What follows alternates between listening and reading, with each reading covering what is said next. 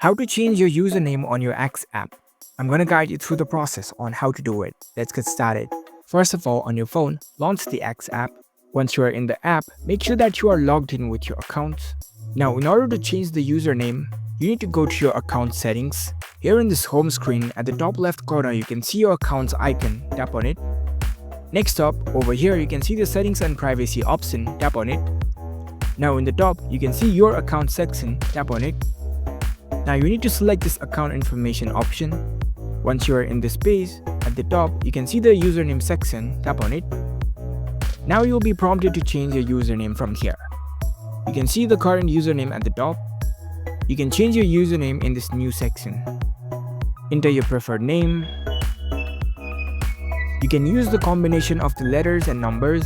If this username is available, it will show up this green tick. Once you are done, you can tap on this done button.